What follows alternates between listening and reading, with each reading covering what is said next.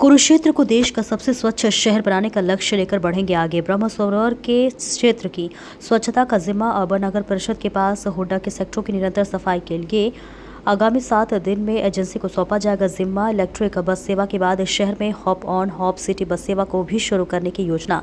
स्वच्छ सर्वेक्षण के लिए नागरिकों को करे जागरूक, टीम को दे पॉजिटिव रिस्पांस, मारी सड़क ऐप पर अपलोड करे समस्या, समाधान का मिलेगा फीडबैक, फरवरी में तैयार हो जाएंगे झांसा। जी हां, उपायुक्त विश्राम कुमार बेड़ा ने कहा कि केंद्र व प्रदेश सरकार कुरुक्षेत्र को पर्यटन हब के रूप में विकसित करने की योजनाओं पर काम कर रही है। इसके लिए समाजसेवी धार्मिक संस्थाओं के साथ साथ आमजन की सोच और सुझाव को भी शुमार किया जाएगा। अहम पहलू यह है कि प्रधानमंत्री नरेंद्र मोदी और मुख्यमंत्री नायब सिंह सैनी की सोच है कि कुरुक्षेत्र में देश विदेश से ज्यादा पर्यटक व श्रद्धालु आए। उपायुक्त विश्राम कुमार बेड़ा ने नववर्ष की बधाई देते हुए कहा कि सरकार व जिला प्रशासन कुरुक्षेत्र को देश का सबसे स्वच्छ शहर बनाने का लक्ष्य लेकर आगे बढ़ेंगे। इसके साथ ही साथ इस कुरुक्षेत्र को पर्यटन के साथ साथ धार्मिक और आध्यात्मिक दृष्टि से भी विकसित किया जाएगा। अहम पहलू यह है कि प्रधानमंत्री नरेंद्र मोदी और मुख्यमंत्री नायब सिंह सैनी की सोच है कि कुरुक्षेत्र में देश विदेश से ज्यादा पर्यटक श्रद्धालु पहुंचे। काजल वालिया की रिपोर्ट। जैसे स्वच्छता और ई समाधान ऐप में आप किसी तरह की चाहे स्ट्रीट लाइट की हो, चाहे स्ट्रे कैटल की शिकायत हो, चाहे टॉयलेट क्लीनिंग की शिकायत हो, आप उस पर डाल सकते हैं और वो विभाग के पास चली जाती है। विभाग उसमें अगेन रिपोर्ट डालता है और फिर आप पे मैसेज आता है कि आप क्या संतुष्ट है या नहीं है।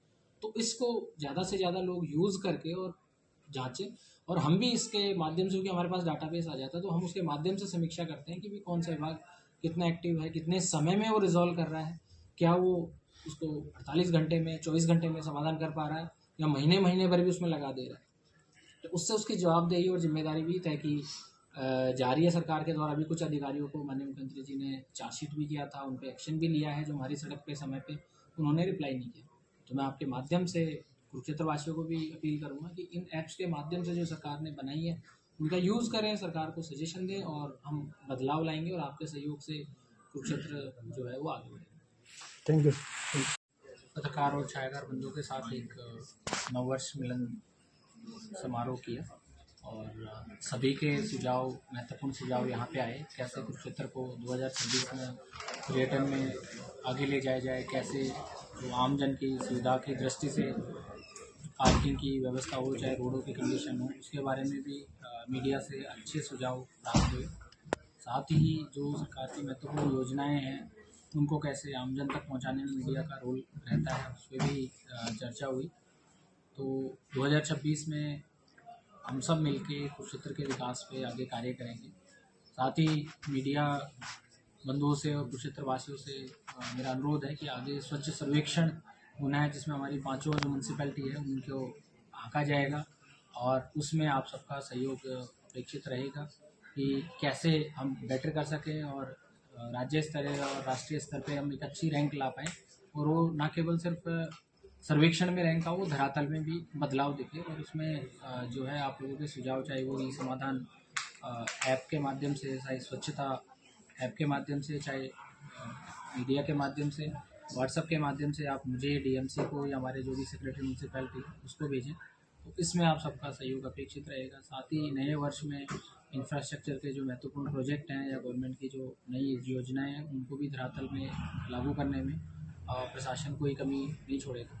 माननीय मुख्यमंत्री जी के दिशा निर्देश में कुरुक्षेत्र को नंबर 1 न केवल स्वच्छता में बट पर्यटन में, चाहे जो देश के विभिन्न जो पर्यटन स्थल हैं उनकी तर्ज पे या उनसे बेहतर सुविधाएं यहाँ पे मिले, ताकि दिल्ली, एनसीआर, चंडीगढ़, पंजाब, राजस्थान और दक्षिण भारत से भी दूर दूर से पर्यटक यहाँ पे आए, क्योंकि इसकी महत्वता बहुत ज़्यादा है और सभी धर्मों के लोग और सभी संप्रदायों के लोग के हिसाब से यहाँ पे तीर्थ स्थल जो है वो है, तो उनका भी समुचित लाभ हो। और जो होटल्स हैं या टूर ऑपरेटर्स हैं उनको भी प्रमोट करेंगे ताकि वहाँ आए और एक जो यहाँ से आदमी जा रहा है उसको ना केवल विजिट का एक अच्छा अनुभव हो, बस उसके रहने खाने पीने का भी वो एक अच्छी यादें लेके जाए।